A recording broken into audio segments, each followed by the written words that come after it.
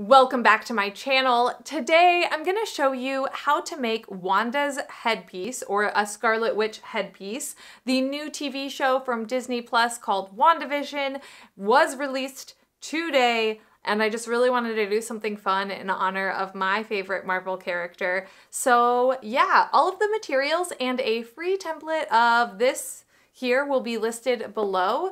So let's just jump right into how you too can be, you know, the Scarlet Witch. There are printing instructions on the third page of the PDF for printing this headpiece. Once you have printed and taped the pieces together, I suggest making a mock-up with cardboard to make sure it fits your head. If you're making this for a small child, there will need to be a few adjustments made. Now it's time to trace the pattern onto the foam. I'm using 6mm foam from So Much Cosplay in black, and I'm using a silver Sharpie to mark it. You shouldn't need to tape down the edges, but I did because I was using paper that was rolling up and it just allowed it to lay flat. If you do tape down the edges, please be considerate of lifting up the edges, but don't ever actually pin into your foam because, well, it'll have a hole in it and that's no bueno. Using the awesome armor snips from RNK Cosplay, I can cut my headpiece out.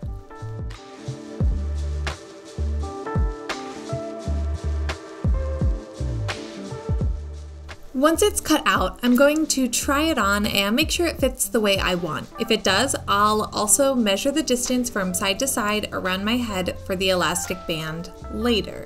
Now, time to Dremel the edges. Please make sure to wear a respirator and eye protection. Being safe is always cooler than spending the rest of the day in the hospital. I promise.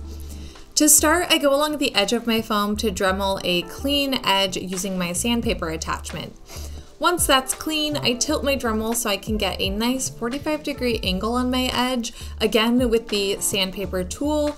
This just helps give the headpiece a smooth finish, and I think that it adds a little bit of dimension to it. It makes it look a little bit less like it's just a piece of foam and more, I don't know, dimensional, three-dimensional, if you would say so, whatever.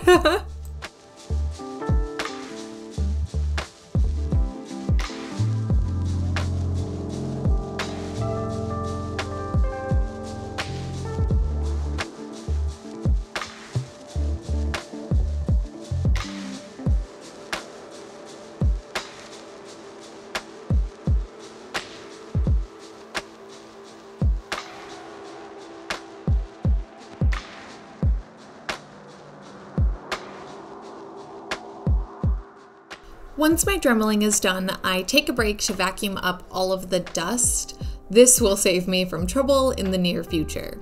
Now it's time to heat the headpiece up with the heat gun on both sides. Then start to curve around either a mannequin head, or if it's cool to your touch, you could do it around your own head. I ended up using it on my own head versus my mannequin head because I don't have 3 hands. Also, I don't recommend doing this directly on top of your cutting board mat thingy, because you can actually warp it. I had mine on a very low heat because I was testing out this old heat gun that I haven't used forever.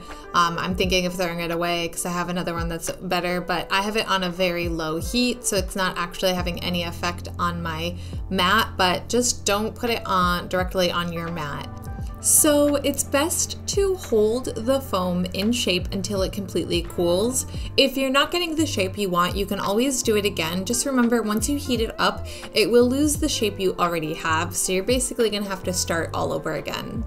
Now that I have the shape that I want, it's time to prime for painting. In this video, I'm gonna do 3 layers of ModPodge on each side of my headpiece with a sponge brush. Other alternatives are spray primer or Plasti Dip, but those need to be done in a ventilated space, and for me, the only well-ventilated space I have is outside, where it is 40 degrees and rainy. So this is the method I'm using right now. Do whatever method works best for you.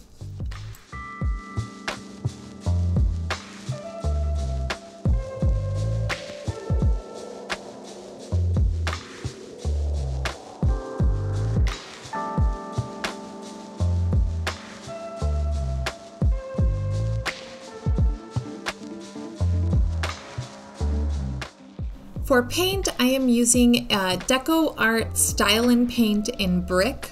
I'm painting 5 coats on each side of the headpiece and allowing each coat to dry for about 20 to 30 minutes in between. Once again, you can use a spray paint for this if you have a well-ventilated space and a space to be able to dry this in the proper temperature, but this is the way that I have to do it since I do not have those things.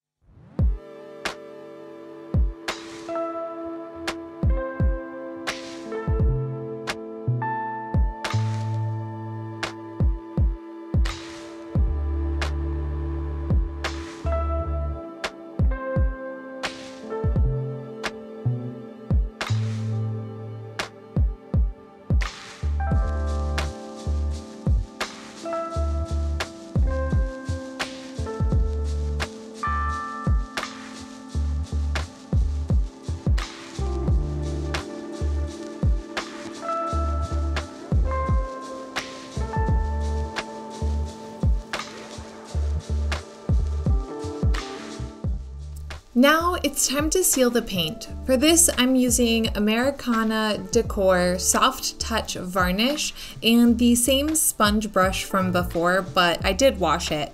Make sure to shake this up quite a bit, but I only ended up doing 2 coats of this varnish on my headpiece. I'm assuming more could be done if desired, but I got the look I wanted from the first 2 layers, so there wasn't really much necessity for me to do more. Once that last coat has dried, it's time to attach the elastic band.